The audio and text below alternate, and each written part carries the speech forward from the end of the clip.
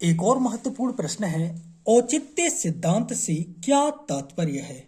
औचित्य संप्रदाय के सभी जो विभिन्न आचार्य हैं उनके सिद्धांतों पर संक्षेप में प्रकाश डालते हुए काव्य में इसका महत्व स्पष्ट कीजिए। तो आइए जानते हैं सबसे पहले औचित्य सिद्धांत आखिर होता क्या है। औचित्य में जो औचित्य शब्द है उसका अर्थ होता है उचित का भाव। जैसे तुम सब्जी बनाते हो तो सब्जी में तुम्हें उचित मात्रा में ही नमक डालना चाहिए। ज़्यादा हो गया तो सब्जी खारी और कम रहा तो थोड़ी सी रौनी हो जाएगी। ठीक है, इसी प्रकार से औचित्य सिद्धांत में जो औचित्य शब्द है उसका अर्थ होता है उचित का भाव, अर्थात किसी वस्तु की उचित मात्रा में उचित स्थान का उपयोग ही औचित्य है। जिस प्रकार भोजन में नमक, मिर्च, मसाले, खटाई आदि सभी पदार्थों का उचित मात्रा में यानी कि उचित अनुपात में उपयोग आवश्यक है, उसी प्रकार काव्य यानी कि कविता, उसमें अलंकार, ध्वनि, रीति, रस आदि का उचित मात्रा में उचित स्थान पर प्रयोग सौंदर्य की वृद्धि करता है और इसी को ही हम औचित्य सिद्धांत कहते हैं। इस सिद्धांत के जन्मदाता आचार्य क्षेमेंद्र हैं। तो ये बात आपको दिमाग में रख लेनी है को औचित्य सिद्धांत के जन्मदाता कौन है, आचार्य क्षेमेंद्र। परंतु इस सिद्धांत के बीज का जो प्रतिरूपण है वह भरत मुनि के नाट्य शास्त्र में स्पष्ट रूप से दिखाई देता है। तो आइए इन दोनों ही विद्वानों को समझ लेते हैं।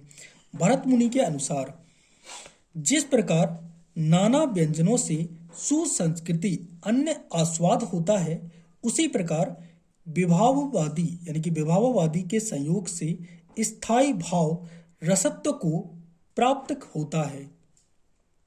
क्षेमेंद्र के अनुसार जो वस्तु अथवा तत्व किसी के निश्चय के ही रूप हो उसे आचार्यों ने उचित ही कहा है। उचित का भाव ही औचित्य कहलाता है। क्षेमेंद्र के मतानुसार औचित्य के अभाव में सौंदर्य सृष्टि संभव नहीं है।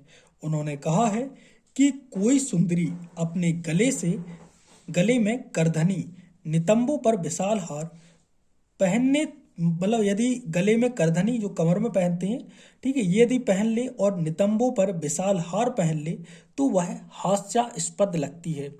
ठीक इसी प्रकार उचित का अभाव यदि हो जाए तो अलंकार उचित के अभाव में अलंकार, गुण आदि रुचिकर प्रतीत नहीं होते हैं, तो इनमें भी रुचि नहीं बचती है। इस प्रकार आचार्य क्षेमेंद्र ने समझाया है। तो अब हम औचित्य सिद्धांत के इतिहास को समझ लेते हैं। सबसे पहले औचित्य सिद्धांत के इतिहास में जिनका उल्लेख आता है उनका नाम है भरत मुनि। तो आइए भरत मुनि को जानते हैं। भरत मुनि ने नाटक की दृष्टि से पात्रों की वेशभूषा आदि पर बल देते हुए लिखा है, नाटक में पात्रों की वेशभूषा उनकी अवस्था के अनुरूप होने चाहिए और वेशभूषा के अनुसार ही पात्रों की गति होनी चाहिए। गति के प्रचार के अनुरूप वचन एवं वचन के अनुरूप अभिनय होना चाहिए, यानी कि जिस प्रकार की बातें चल रही है उसी प्रकार के अनुरूप अभिनय है वह होना चाहिए, एक्टिंग होनी चाहिए। आचार्य भामह ने क्या कहा है, भामह ने भी औचित्य का नाम ना लेते हुए उसके स्थान पर इन्होंने सन्निवेश विशेष इस शब्द का प्रयोग किया है। आचार्य दंडी ने क्या कहा है, तो आचार्य दंडी ने गुण शब्दों के अर्थ में औचित्य का प्रयोग किया है। यशोवर्मन ने अपने नाटक की भूमिका में औचित्य शब्द का प्रयोग किया है।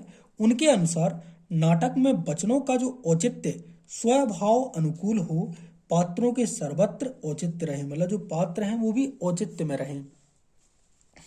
आचार्य भट्ट ने, जो रसवादी आचार्य हैं, ठीक है, भट्ट लोलक्ट कहते हैं इनको, तो आचार्य भट्ट ने उन्होंने महाकाव्य में रसानुकूल औचित्य आवश्यक बताया है। आचार्य आनंदवर्धन ने, इन्होंने क्षेमेंद्र के अतिरिक्त आनंदवर्धन है, यही ऐसे आचार्य हैं जिन्होंने औचित्य की विस्तृत विवेचना की है। उन्होंने बताया है कि रस भंग का जो प्रधान कारण है वह ही अनुचित है, अर्थात औचित्य का पालन रस का सबसे बड़ा सहायक है। अभिनय गुप्त, इन्होंने क्षेमेंद्र जी के जो अभिनय गुप्त थे ये क्षेमेंद्र जी के साहित्यिक गुरु थे। उन्होंने काव्य औचित्य, रस औचित्य, भाषौचित्य आदि के भंग के कारण काव्याभास, रसाभास, भाषाभास आदि की उत्पत्ति स्वीकार की है। आचार्य कुंतक, इन्होंने वक्रोक्ति सिद्धांत के आचार्य जो थे आचार्य कुंतक, इन्होंने भी सही औचित्य का समर्थन किया है। आचार्य महिम भट्ट, ये रसवादी होते हुए भी औचित्य के समर्थन इन्होंने किया है।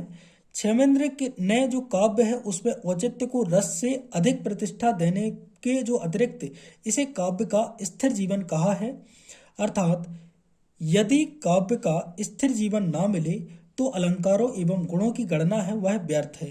अब बात करते हैं औचित्य के महत्व की। काव्य के क्षेत्र में औचित्य का महत्वपूर्ण स्थान है। वास्तव में रस, ध्वनि, गुण, अलंकार आदि के उचित प्रयोग से ही काव्य में सौंदर्य की वृद्धि होती है। इसके महत्व को भारतीय तथा पाश्चात्य दोनों काव्य शास्त्रियों ने स्वीकार किया है। रस के क्षेत्र में जो औचित्य है उसका विशेष महत्व है। रस का अनुचित्य हास्यास्पद है। जैसे सीता के प्रति रावण की प्रेम विषयक जो चेष्टाएं हैं पाठकों में हास्य का संचार करेंगी।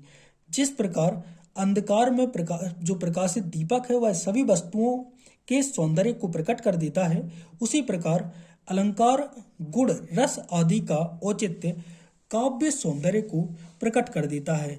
आत्मा ही उसे माना जा सकता है जो किसी पर आश्रित ना होकर स्वयं में पूर्ण हो।